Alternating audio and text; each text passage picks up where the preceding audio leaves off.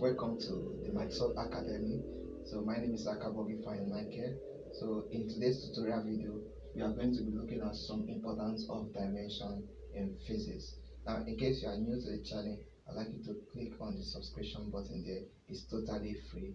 Don't pay money for it. Alright. So now we have been discussing about dimension in our previous classes. So one of the importance of dimension is it helps us to check the correctness of an equation.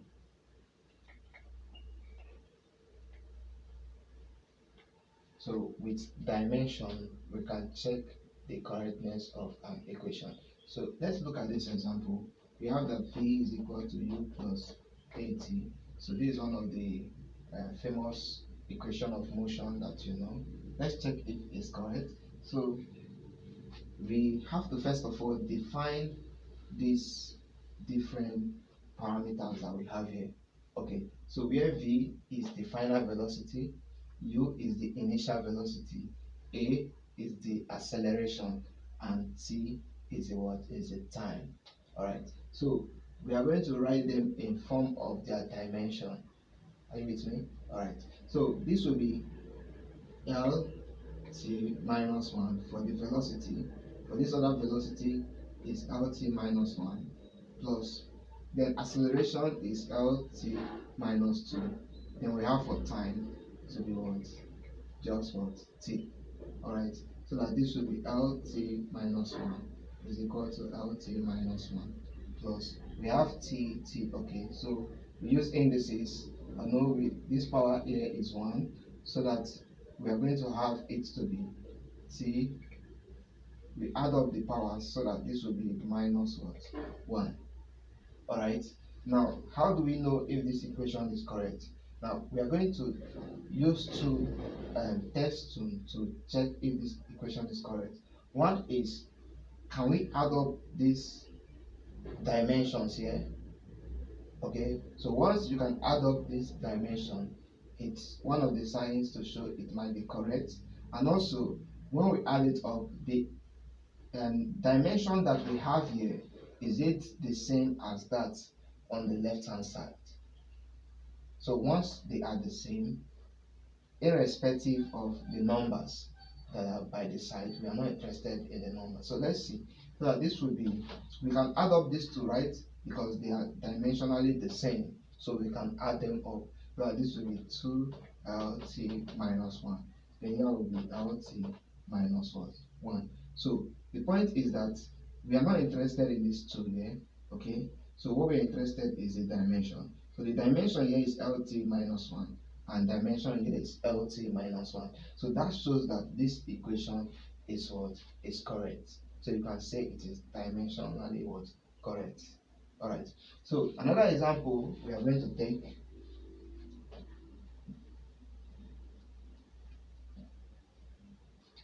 Let's say x is equal to ut plus half at squared. Okay, so this is one of the equation of motion. Also, we have x is the displacement or the height, then u is the initial velocity, t is the what is the time, then we have half a t squared. A is the acceleration, t is the what is the time, which is squared. Okay, so if we write them in their dimension, this will be l is equal to, dimension for velocity is lt minus 1, dimension for time is t, then we have plus half, dimension for acceleration is lt minus what 2, then dimension for time is what t. But remember, it is what it is squared. Okay, so we put the what the square. All right, so now if we solve for that, this will be l is equal to, this from indices we will be left with only l, because this will be t minus 1 plus 1, because there's always a 1 here. Okay, so that it will be what 0. All right, so because anything raised to power 0 is 1. All right, so we have for this one here, this will be l if we use our indices, this will be t minus 2 plus 2, which is what? 0. Alright, so that finally you can see we are having L is equal to L plus half L. Okay, because anything raised to power 0 is 1. So we have this left. So when we want to check if this is actually correct, if this equation is actually correct, like we said before, this we can add up the, if we can add up this to they are dimensionally the same, so we can add it up, and we also check if what we have as the dimension here is the same as that on the left hand side, because they must be equal for it to be what? Correct. Alright, so let's do that. Then this will be L is equal to, if we add up this, we have 3 over 2 L. Alright, so you see we can add up these two, we have this, okay. Then the dimension here is just the same as the what? Dimension here, irrespective of the factor 3 over what? 2. It's a constant, we don't care about it, okay. What we care about is the what? The dimension, which is what? The same. So that means that this equation is correct.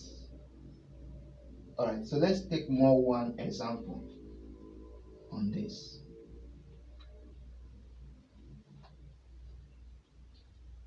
We are given that x is equal to u plus a over 2 raised to power t squared. Alright, let's check if this equation is correct. Alright, first of all, we write them in their dimension form. X is displacement, u is the initial velocity, a is acceleration, and t is the time, which is what? Squared. Okay, so that this will be x is equal to, here I have, okay, I'll write the dimension of x to be L, then here is LT minus 1 plus, I have for this to be LT minus 2, all divided by what? By 2. Then I have t squared. Alright, so if we are to multiply everything through with t, you see that t can cancel out some terms here, but nevertheless, the main point is this: can we add up these quantities here? Can we actually add them up? Alright, so if you see, you can't add them up because here we have t raised to the power minus 1, and here we have t raised to the power what? Minus 2. There's a difference between t raised to the power minus 1 times t raised to the power minus 2, where this dot signifies times, okay? So you see this is product, but it's different from this. When you see this, you can't do anything for this one here. You understand that? So that means you can't add up this. So that means automatically this equation is not what? Correct. So you see, we have used dimension to check if the equation is actually what? Correct.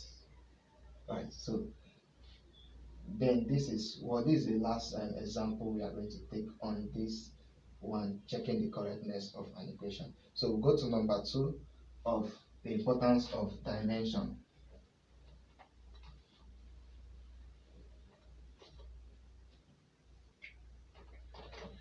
So number 2 is, it helps us to derive the units of a quantity.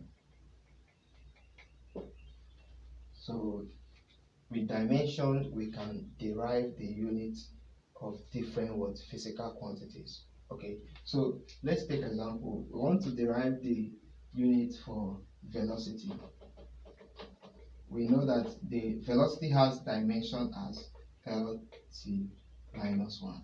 Okay, where L is the length, T is the what? Is the time. And dimension for length is L, right? But the unit for L, or the unit for your length, is a meter. We write that. Then the unit for time is in what? In seconds. So we have x raised to power minus what?